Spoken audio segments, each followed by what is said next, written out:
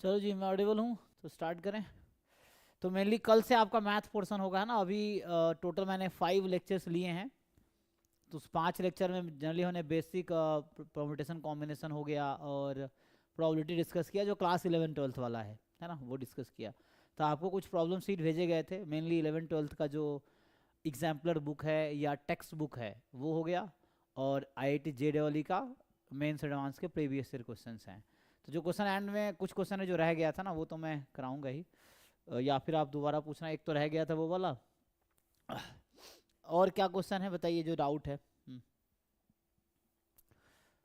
तो मेनली अभी आज 8 to 9 इसलिए रखा गया क्योंकि आज डाउट क्लास था, तो डाउट होगा क्योंकि ज़्यादातर बच्चे इंटेलिजेंट है तो उनको डाउट होता ही नहीं है, सो दे ऑलरेडी, है ना, मतलब खुद सब सॉल्व कर लेते हैं तो उनको डाउट की ज़रूरत नहीं है। तो जिनका डाउट है उनके लिए क्लास रखी गई है, ठीक है।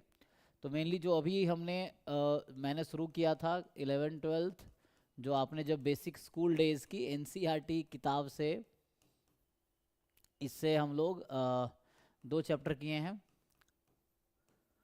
मतलब बेसिकली डिस्कस किया है। तो ये आपको खुद ही डिटेल में पढ़ना, मैंने तो फास्ट फॉरवर्ड मोड में थोड़ा करा दिया है जस्ट रिकॉल कराने के लिए।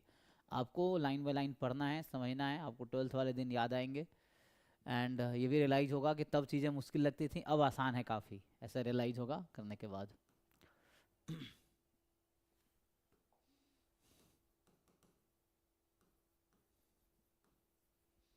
एंड दूसरा जो हमने देखा था प्रोबेबिलिटी, है ना।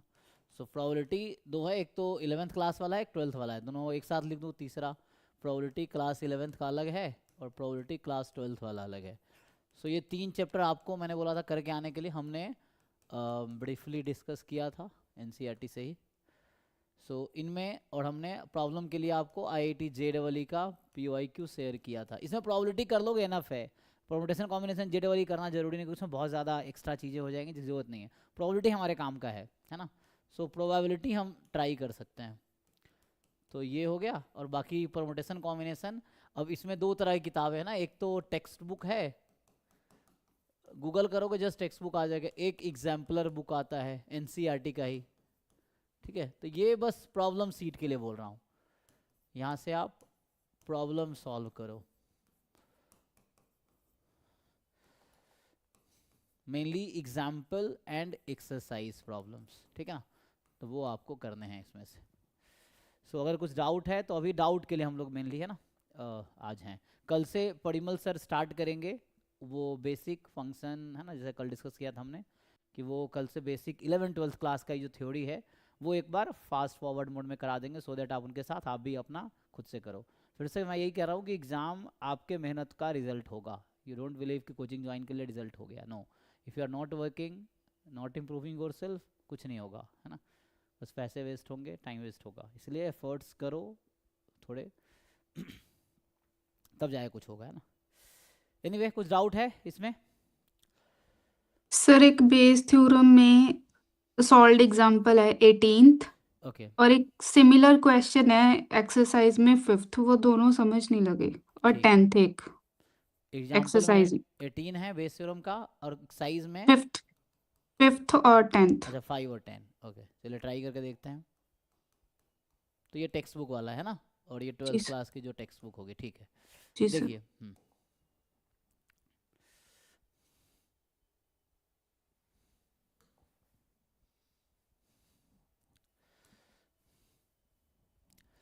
ये हम लोग देख रहे थे। तो यहाँ पे इन्होंने पूछ रहे हैं एग्जाम्पल नंबर 18, इस एग्जाम्पल की बात कर रही हैं, है ना, ये रहा 18। ये एक 18 एग्जाम्पल है। कई बार जब मैंने कहा ना, जो लैंग्वेज प्रॉब्लम है वो कई बार डिफ़िकल्ट लगता है या नहीं होता है, ओके, मतलब ये है कि कई बार हम जो क्वेश्चन में, अगर जो क्वेश्चन बनाए हैं जिन्होंने, तो उनका क्या इंटेंशन है वो समझना पड़ेगा हमें, उसके अकॉर्डिंग। अगर हम अपने तरीके से सॉल्व करेंगे कुछ और आंसर आ सकता है, लेकिन जिन्होंने बनाया क्वेश्चन वो क्या पूछना चाह रहे हैं वो समझना पड़ेगा यहाँ पे, इस तरह से है। तो लैंग्वेज, कई बार लैंग्वेज की क्लैरिटी नहीं होती है तो दिक्कत आता है।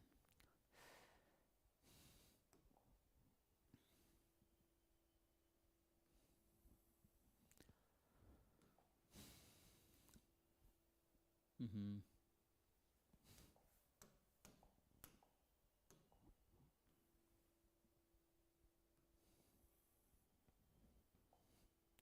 तो घर पे जब आप एक्सपेरिमेंट कर रहे हैं मतलब क्वेश्चन सॉल्व कर रहे हैं तो you can try 2-3 different way, देखो किससे आंसर मैच हो रहा है, तो उससे आपको ये भी समझ आएगा अच्छा वो पूछना क्या चाह रहा था। मतलब इसमें होता है ना कम्युनिकेशन की बात है कि जिन्होंने क्वेश्चन लिखा और हम जो पढ़ रहे हैं क्या हम वही समझ रहे हैं जिन्होंने लिखा है, जो पूछना चाह रहे हैं हम पढ़ रहे हैं तो क्या हम वही समझ रहे हैं। तो यहाँ वर्ड प्रॉब्लम को जैसे मैंने कहा डिकोड करना है आपको mathematically. So suppose that the reliability of HIV test is specific as follows.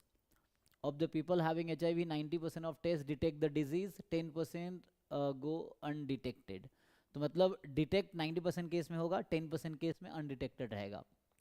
Of people free of HIV, 99% of the tests are judged HIV negative, but 1% are diagnosed as showing HIV positive. मतलब अगर HIV नहीं है still 99% सही दिखा रहा है मतलब detect कर पा रहा है, एंड 1% फॉल्स डिटेक्ट कर रहा है ना, मतलब गलत बता रहा है। From a large population of which only 0.1% have HIV।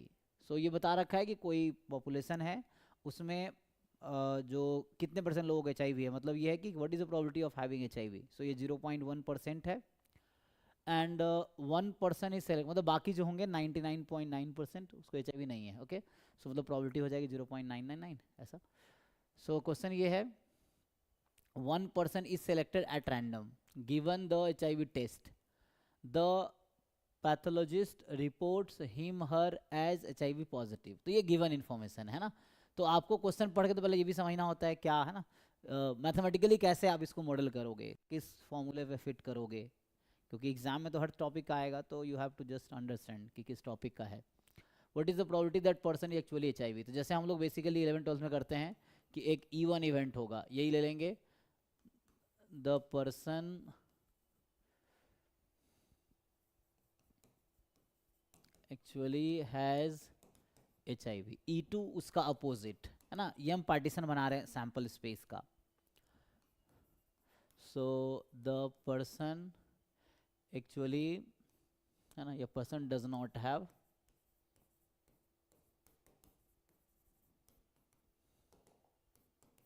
ठीक। अब हमें गिवन इन्फॉर्मेशन क्या था, ए इवेंट मैंने गिवन में लिया था, तो गिवन इन्फॉर्मेशन क्या है, पैथोलॉजिस्ट रिपोर्ट दैट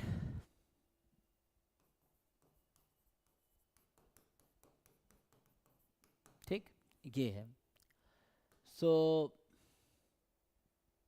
हमें चाहिए क्या, क्वेश्चन ने पूछा क्या है, so what is the probability that person actually has HIV given that event A।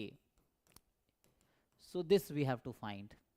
तो इसमें आप है ना फॉर्मूला लगाओगे, ये एक्चुअली पूछा गया हमसे, तो बेस थ्योरम लगाओगे तो आपको पता चलेगा कि जो इसका फॉर्मूला है this is actually E1 into A given E1 है ना upon probability of A। Probability of A मतलब टोटल प्रोबेबिलिटी ऑफ A। तो टोटल प्रोबेबिलिटी को ब्रेक करोगे दो पार्ट में, या मैं ऐसे समेशन में लिख देता हूँ, probability of EI into A given EI, I from 1 से 2 तक यहाँ होगा ये ना, ये है।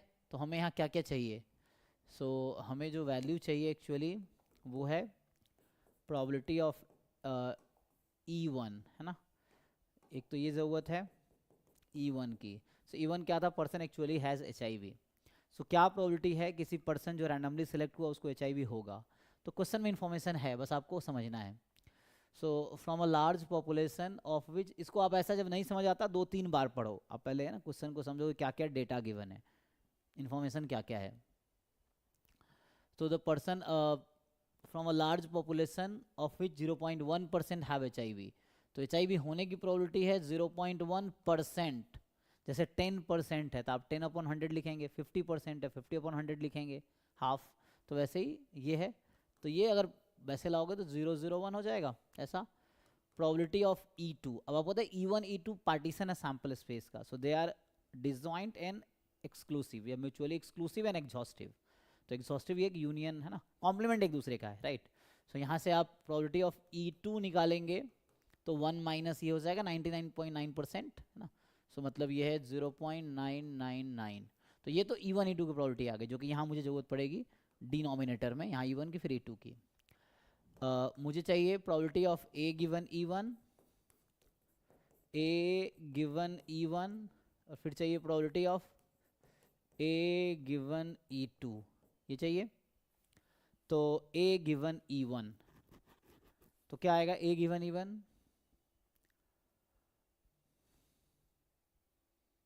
under the situation of E1 what is probability of A?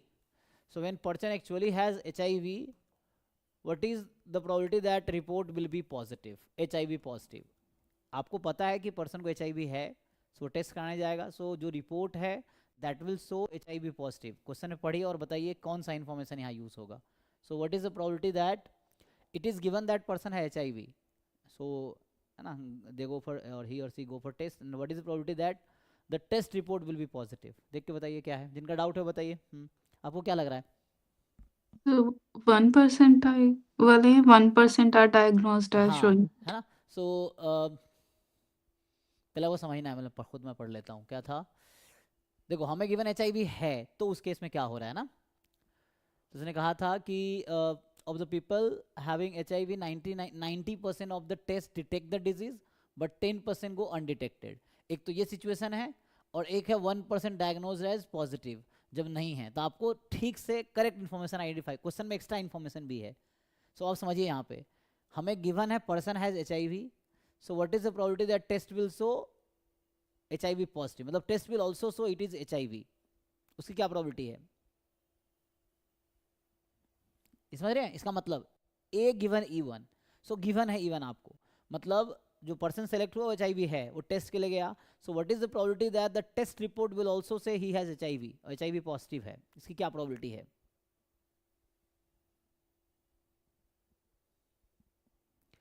यहाँ पढ़िए लिखा ना, मतलब वो डिटेक्ट कर पा रहा है ना, जैसे उसको 90%।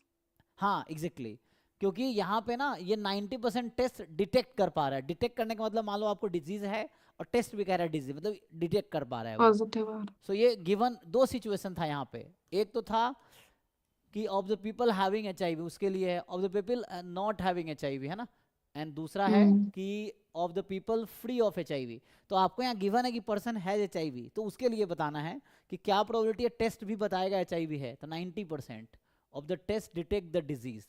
अगर HIV है तो 90% केस में वो डिटेक्ट कर लेगा। तो मतलब ये है आपके पास कि ये हो गया 90% है ना, मतलब 0.9, सो आ गया 0.9।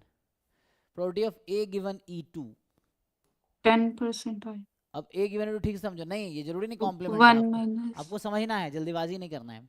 गिवन E2 है यहाँ पे, मतलब they have given the person does not have HIV, person is free of HIV, ये गिवन है आपको। तो person is free of HIV ऐसा गिवन है, तो क्या प्रोबेबिलिटी है ए मतलब the report is 99 HIV positive, person is free of HIV but test still say he has HIV। 1%। हाँ सो ये 1% है, फ्री ऑफ HIV 99% जज कर पाएगा। फ्री ऑफ HIV मतलब HIV नेगेटिव है ना, और HIV है मतलब डिजीज है, मतलब पॉजिटिव रिजल्ट है। So 99% of the test are just HIV negative, मतलब फ्री ऑफ HIV कह पा रहा है, और 1% diagnose as showing HIV positive. तो यहाँ यही है कि फ्री ऑफ HIV है बट टेस्ट बताएगा कि HIV पॉजिटिव है, तो 1% है ऐसा, ठीक है। तो ये 0.01 हुआ।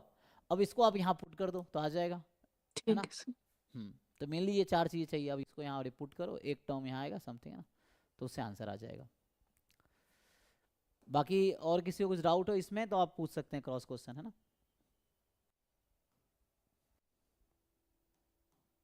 ठीक है सर, 5th भी सिमिलर है, मतलब वो भी कर लेंगे कर लेंगे ट्राई। ना, ठीक। जी 10th बता दीजिए बस। अच्छा तो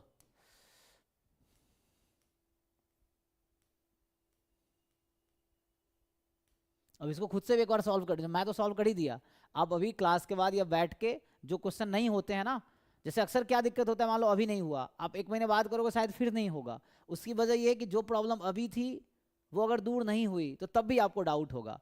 तो उसके लिए ज़रूरी है कि आप खुद से 1-2 बार सॉल्व करके देख लो, so that you will know कि क्या प्रॉब्लम पहले था, और अगर दूसरे अब आप सॉल्व करोगे, अब सॉल्व कर पा रहे हो करेक्टली, अल्लाह आपने सोल्यूशन देखा है, स्टिल आपको ये समझ आ रहा है कि क्या हो रहा है, तो उस समय जो प्रॉब्लम थी वो आपने दूर कर लिया। एंड सिमिलरली आप एक एक है ना, कहना मतलब कीप इम्प्रूविंग योर सेल्फ। तो जब मैं अगर कोई डाउट मुझसे आप पूछते हो तो मेरे बताने के बाद you also solve those question at least 2-3 times, या कम से कम एक बार तो सॉल्व करो ही, टू जस्ट नो कि वेदर आपको सच में समझ आया कि नहीं आया। अगर सॉल्व आप इंडिपेंडेंटली खुद से कर लेते हो तो means you got it, then future वैसे ही इम्प्रूव करने हैं। सो उससे ये समझ आएगा कि पहले क्या दिक्कत थी, और जब आप सॉल्व कर लोगे तो आपको ये समझ आएगा पहले, मतलब तो वो जो कमी थी वो दूर हो जाएगी वैसा। ये 5वां क्वेश्चन है ना। सो 5वां में ये है। ओके चलो दो थोड़ा लेंदी है।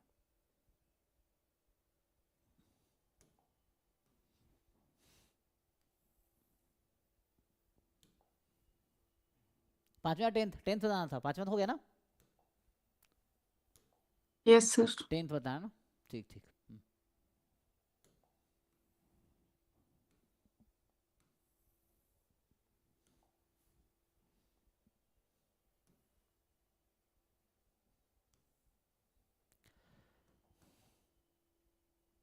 तो ये क्वेश्चन कह रहा है कि suppose a girl throws a die, ठीक है, इफ सी गॉट अ 5 और 6 she tosses a coin 3 times, note the number of heads. If she gets 1 2 3 4 she tosses a coin once and notes with the head और tail is obtained. पहले तो आप experiment को समझो। तो इसका क्या आप सैम्पल स्पेस लिख पाएंगे? अगर मुझे सैम्पल स्पेस लिखना है इस एक्सपेरिमेंट का तो क्या होगा? So a girl throws a die, so dice पे पॉसिबिलिटी क्या है? 1 2 3 4 5 6, 1 से 6 तक कुछ भी आ सकता है। इफ सी गेट अ 5 और 6, सो इफ सी गेट 5 और 6 ये आउटकम है, देन मल्टीप्लाई, सेट का मल्टीप्लिकेशन को बोलते हैं कार्टेशियन प्रोडक्ट, है ना। सो अब कह रहा है कि टॉसेस अ कॉइन 3 टाइम्स। अच्छा उसके बाद अगर 5 से टॉसेस अ कॉइन 3 टाइम्स, तो अगर कॉइन को 3 टाइम्स कर रहा है, मतलब जो भी कर रही है, सो कॉइन को 3 टाइम्स, तो क्या क्या आउटकम हो सकता है?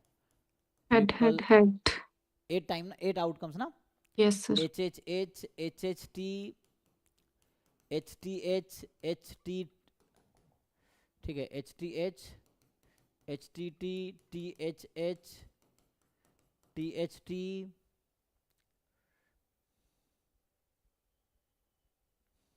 और क्या रह गया? T T H and T T T. ये इस वाले केस में आया जब 5 और 6 आएगा, और तो मतलब यूनियन, है ना, क्योंकि यहाँ 5 6 आया था। 5 6 के अलावा क्या आ सकता है? सो है ना, 1 2 3 4। हाँ, तो अगर 1 2 3 4 आता है तो क्या होगा?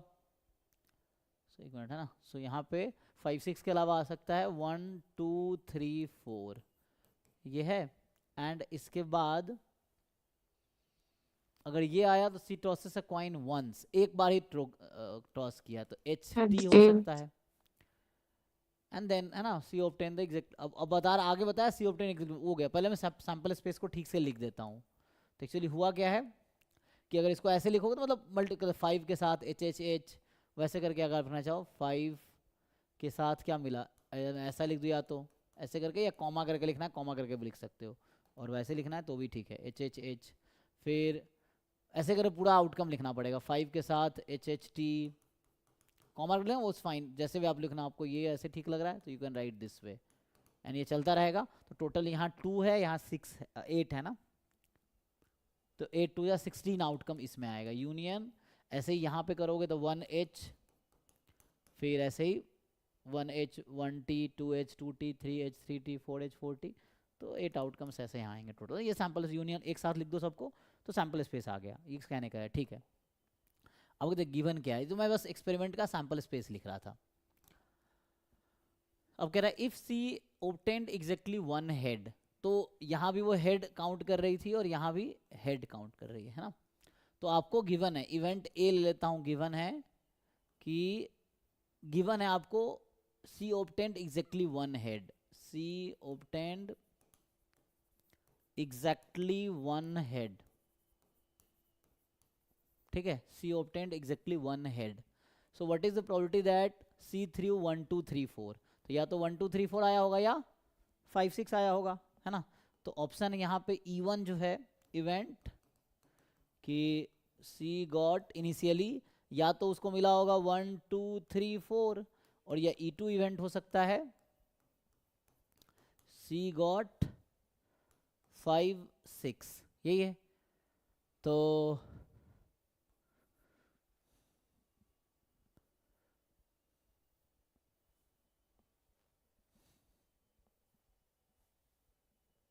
ओके यहाँ तक?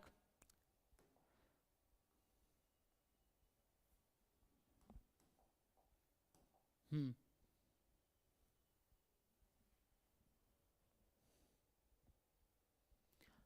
क्वेश्चन क्या है? So what is the probability of E1 given A? ठीक है, probability of E1 given A ये निकालना है मुझे तो, क्योंकि गिवन है obtained exactly one head, so according to Bayes theorem, है ना? तो यहाँ से हम निकाल सकते हैं probability of E1 into A given E1 upon A की टोटल प्रोबेबिलिटी, तो total probability of E1 into A given E1 plus probability of E2 into A given E2, यही है। अब इसको आप सॉल्व करो, तो हमें इसमें क्या चाहिए? We need just 4 information. तो what is the probability of E1? अब बताइए, E1 है कि C obtained E1, C got 1 2 3 4, तो डाइस को रोल करेंगे, 1 2 3 4 आने की क्या प्रोबेबिलिटी है? 4/6। हाँ 4/6। And probability of E2 similarly कितना आ जाएगा? 2/6। 2/6। और हमें ज़रूरत है A गिवन E1 की।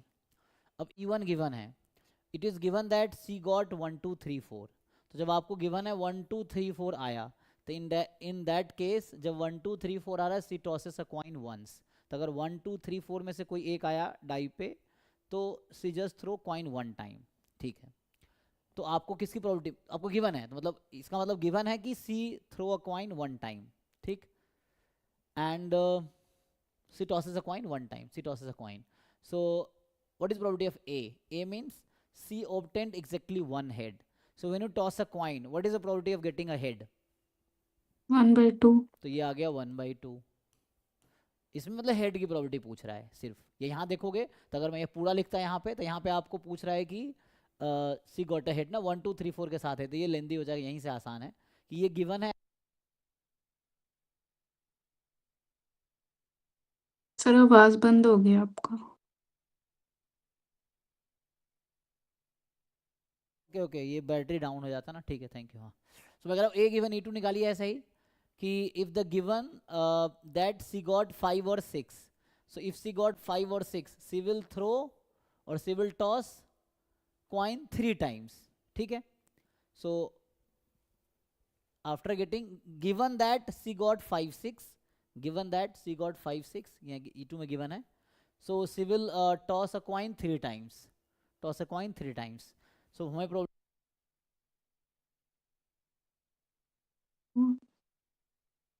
सर आवाज बंद हो गया फिर से।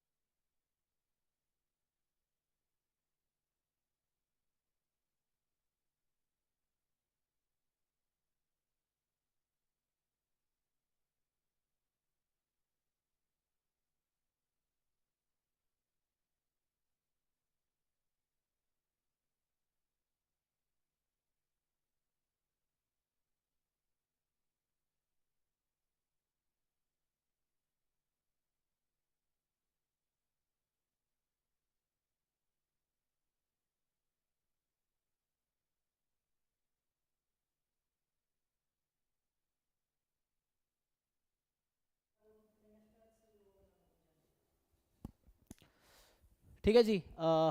उतना माइक का ना बैटरी डाउन हो जाता है तो चेंज करना पड़ता है बैटरी। हाँ, तो हम ये कह रहे थे कि given E2 C got 5 6, what is probability of getting A means 1 head. So on tossing a coin 3 times, what is the probability of getting 3/8। 1 head?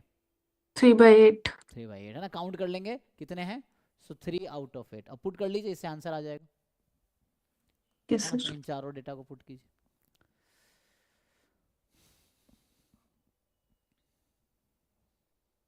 तो यहाँ पुट करके you will get the answer. और किसी को कुछ doubt हो तो पूछिए, जो अभी तक हमने ठीक। डिस्कस किए हैं। हाँ, ठीक है sir, thank you. Ji thank you. हाँ सर जी एक परम्यूटेशन में डाउट है, मैं आपको भेज रहा हूँ ग्रुप। हाँ भेजिए, ट्राई करते हैं। ग्रुप में भेज सकते हैं, ग्रुप में सब लोग देख पाएंगे क्वेश्चन, तो आप ग्रुप में ही भेजिए, ठीक रहेगा। सर ऐसे सिमिलर टाइप के कैसे आएंगे, उसका लॉजिक भी बता देना एक हाँ बार। ट्राई करते हैं, क्योंकि हम भी है ना।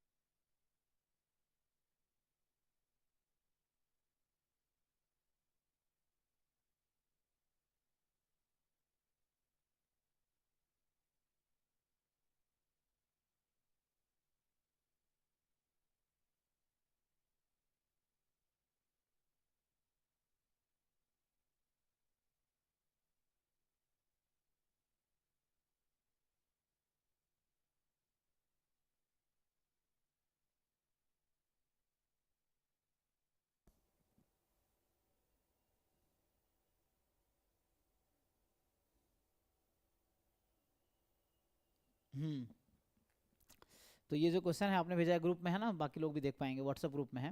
तो मैं पढ़ देता हूँ। If the different permutations of all the letters of word examination, है ना, तो EXAMINATION,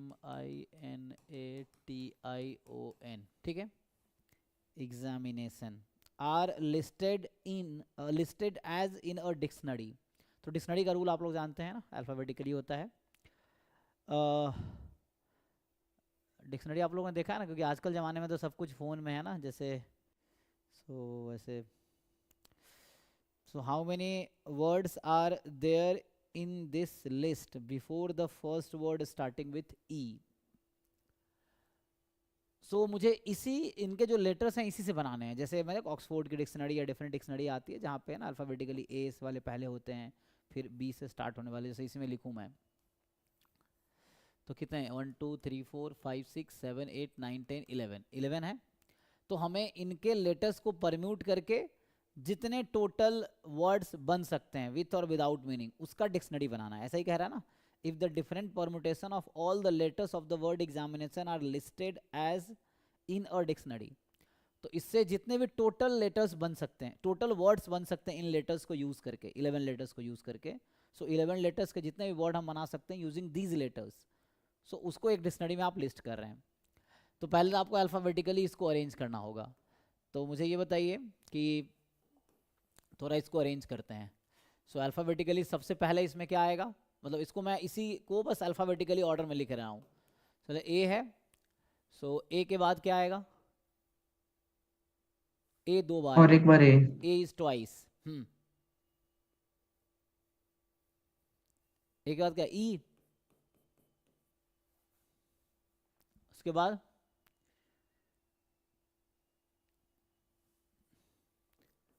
एम, एन, चेक करो, एन 2 बार ना, एन 2 टाइम है, यू चेक आई एवरी। भी है 2 बार एम हाँ के पहले।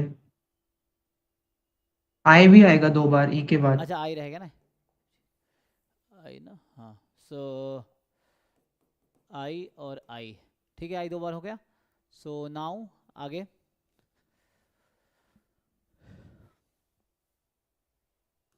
ओ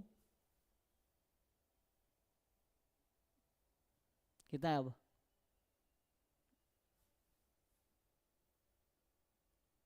कुछ उठ रहा है, टी और टी एक्स। और एक्स ना, चेक कर लो बाकी लोग।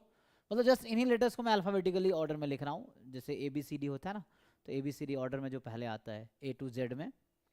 तो ठीक है, इस ऑर्डर में हो गया। सो जब डिक्शनरी आप बनाएंगे तो सबसे पहले आप कौन सा वर्ड लेंगे, मतलब जो ए से स्टार्ट होगा, राइट? तो चलो ऐसे समझने 11 लेटर के हम लोग वर्ड बना रहे हैं। सो सबसे पहले जो वर्ड्स आएंगे डिक्शनरी में दैट विल स्टार्ट विथ ए। तो अभी के लिए मैं ए इसमें फिक्स कर देता हूँ टू नो कि ए से स्टार्ट होने वाले कितने वर्ड्स बने। एक ए मैंने फिक्स कर दिया, मतलब इनमें से एक ए फिक्स हो गया। सो रिमेनिंग कितने पोजीशन एम्प्टी है?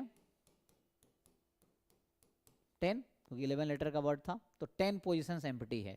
तो ए एक यूज हो गया है, ठीक है, इसको हटा दो। सो ये जो 10 आपके पास है, इस 10 लेटर्स को अरेंज करके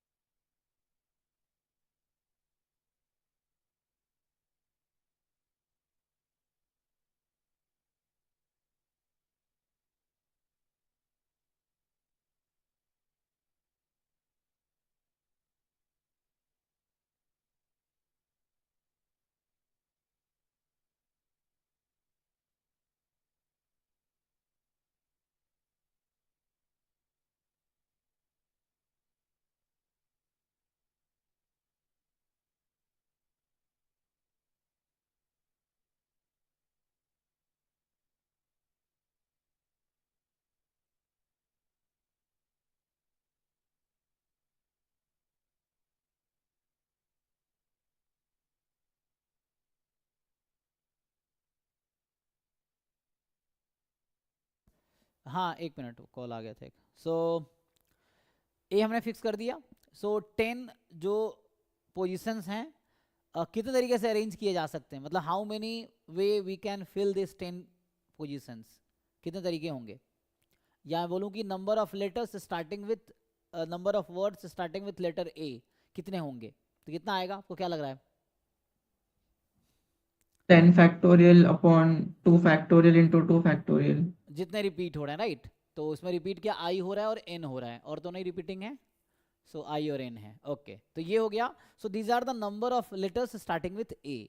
ए के बाद, अब ए तो ये दोनों सेम ही, तो इसको चेंज करो कोई फर्क तो पड़ेगा नहीं, तो ए का काम हो गया। तो ए के बाद ई वाला होगा, तो इसमें क्या बोला हुआ है क्वेश्चन में कि स्टार्टिंग विथ ई ना, in the list before the first word starting with E. तो इतने तो होगा, this is the answer actually, क्योंकि इसके बाद तो ई वाला ही स्टार्ट होगा ना। ए वाला अगर कंप्लीट हो यस। गया सो ए वाले इतने होंगे, देन ई का टर्न आएगा, देन ई वाले होंगे। बट हमें यही पूछा कि ई स्टार्ट होने से पहले कितने होंगे, सो जो ए वाला होगा वही होगा। This is the answer to this question. Check करो एक बारी। Yes sir. जी।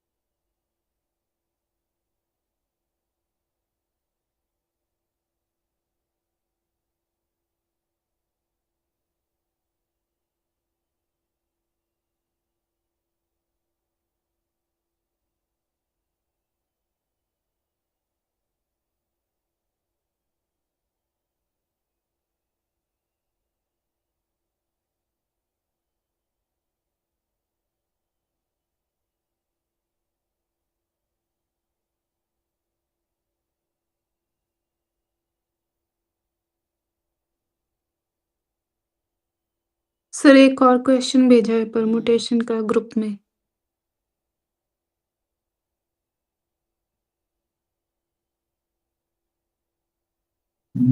सर एक प्रोबेबिलिटी का भी भेजा है अभी। हाँ ठीक है, देखिए देखते हैं तो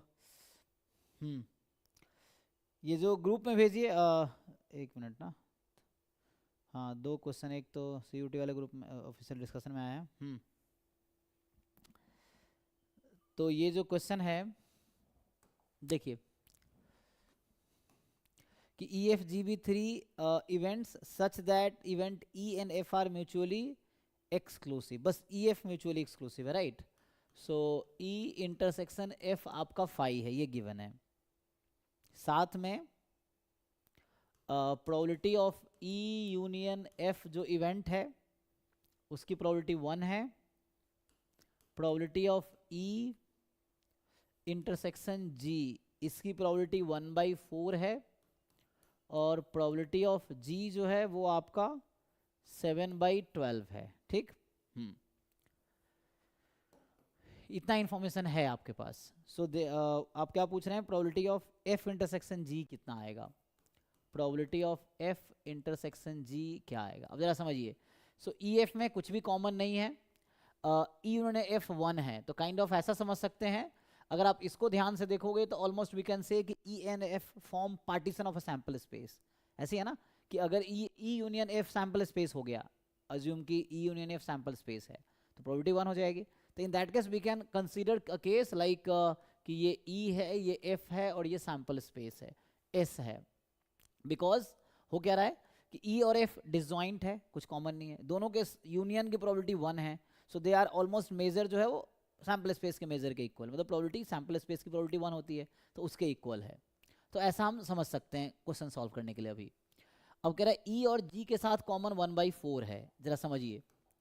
सो एक्चुअली ये क्वेश्चन ना थ्योरम ऑफ टोटल प्रोबेबिलिटी पे है। ये है इवेंट G, ठीक है।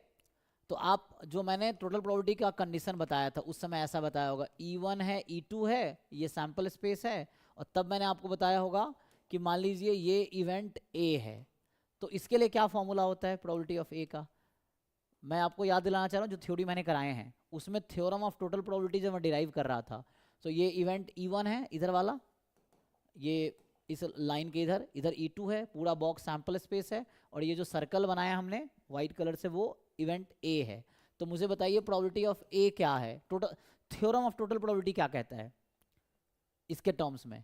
ये लिखते थे ना अभी तक हम लोग कि probability of E1 into A given E1 plus probability of E2 into A given E2, यही थ्योरम ऑफ टोटल प्रोबेबिलिटी है। इसको और ठीक से मैं लिखूंगा तो we can write multiplication rule of probability use करके we can write this like E1 intersection A plus probability of E2 intersection A।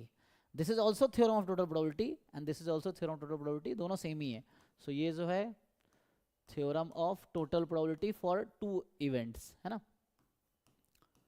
Total probability. अब यही रूल वहां लगा दो, अब आंसर आ जाएगा। सो ये तो मैं आपको याद दिलाया जो हमने क्लास में किए थे, हमने n के लिए किए थे, अभी n के लिए 2 के लिए है, यही n के लिए क्लास में किया था। अब same formula you apply here. So जो आपका यहाँ E1 है वो वहाँ E है, जो यहाँ E2 है वो F है, और जो मैंने कैपिटल A लिया है वहाँ G है। सो कैन वी राइट, ये क्वेश्चन है आपका। सो बताइए उसको यूज करके क्या हम ऐसा लिख सकते हैं, probability of G is equal to E intersection G उसके according plus F intersection G। अब आप देखो सारा इन्फॉर्मेशन गिवन है, तो ये जो फॉर्मूला है this is also theorem of total probability, ठीक है। अप्लाई, अब सब कुछ तो गिवन ही है ना। And this kind of saying कि E and F form partition of sample space, partition of sample space, ठीक है। तो ऐसा अब बताइए सब आ गया ना, पुट कर लो। ये 7/12 है, E इंटरसेक्शन G 1/4 है, और ये probability of F intersection G है। तो यहाँ से निकालिए probability of F intersection G कितना आएगा, सॉल्व कीजिए सब आ जाएगा, उधर भेज दीजिए।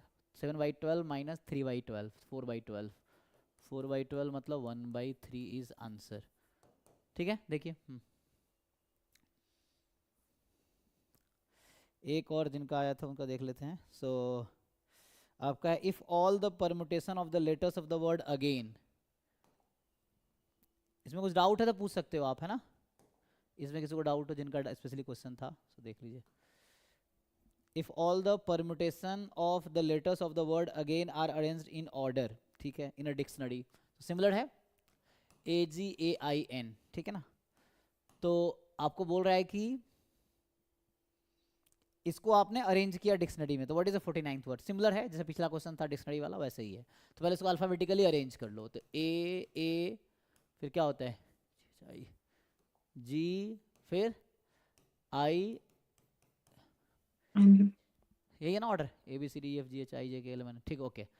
फिर से वही, suppose we are counting the word starting with A, कितने 1 2 3 4 5, 1 2 3 4, बताइए, we fixed A four here, four factorial. तो there are 24 word starting with A, है ना। मतलब अगर लिखना शुरू करेंगे तो A से स्टार्ट कैसे होने वाला, वर्ड्स काउंटिंग करनी है हाँ वर्ड्स की। एग्जैक्टली।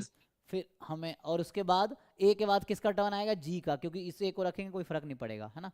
तो G का, अब फिर से 4 पोजीशन खाली है, तो बताइए how many ways you can fill this 4 positions.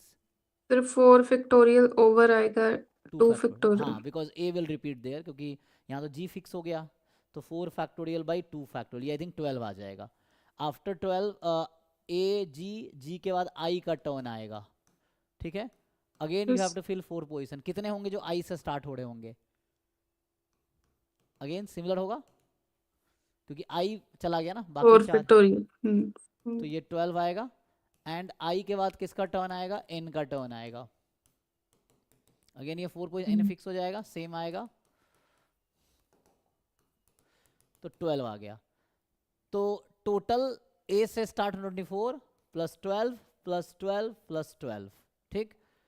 ऐसे भी आप देखते हैं कि टोटल कितने वर्ड हम बना सकते हैं, how many words can be made using letters of the word. तो वैसे था 5 फैक्टोरियल बाई 2 फैक्टोरियल, तो 120 बाई 2 मतलब 60, तो ये 60 हो चुका है, आप काउंट कर सकते हैं ना, देयर आर 60। अब मतलब ये है कि ये जो लेटर्स हैं इसके हेल्प से हम लोग जितने भी वर्ड्स बना पा रहे हैं उनको डिक्शनरी में अरेंज करना है।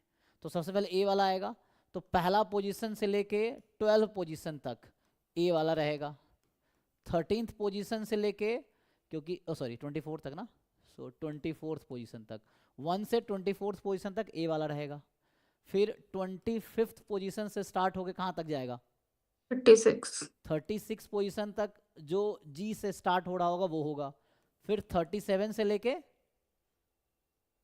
48 तक वो कौन सा होगा, नेक्स्ट I वाला होगा। एंड देन 49 टू 60 पोजीशन पे, 49 टू 60 पोजीशन पे आपका N वाला होगा। तो अब आपको कौन सा चाहिए, तो इस क्वेश्चन ने कहा था 49th वर्ड क्या 49th ही बनेगा? चाहिए आपको, है ना। तो 49th किससे स्टार्ट होगा, किस लेटर से, N N से। अब ऑर्डर में अरेंज कर दीजिए N, अब N तो आ गया, बाकी को अल्फाबेटिकली ऑर्डर में ठीक लिखिए। है सर, तो A ठीक है। A GI GI, this is the word that will be 49, so this is 49th word is this is the answer, ठीक है सर, थैंक यू। है ना। तो इस तरह से मतलब प्रैक्टिस करेंगे, जब डाउट वैसे क्लैरिटी आएगी, so you solve as many questions as possible, and then उतना ही एनफ है अच्छे रैंक के लिए, है ना। थोड़े थोड़े डेली करोगे तो हो जाएगा।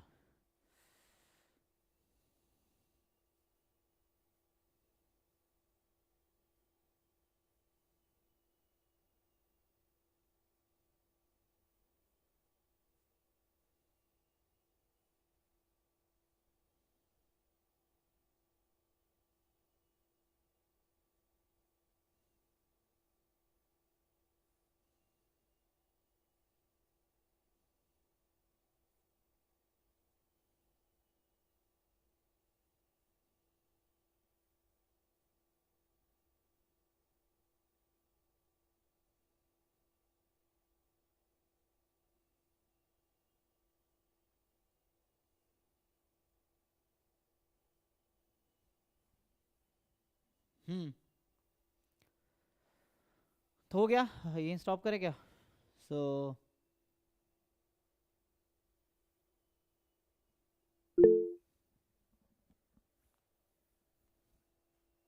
अच्छा आपको क्वेरी है, ठीक है डिस्कस करते हैं। तो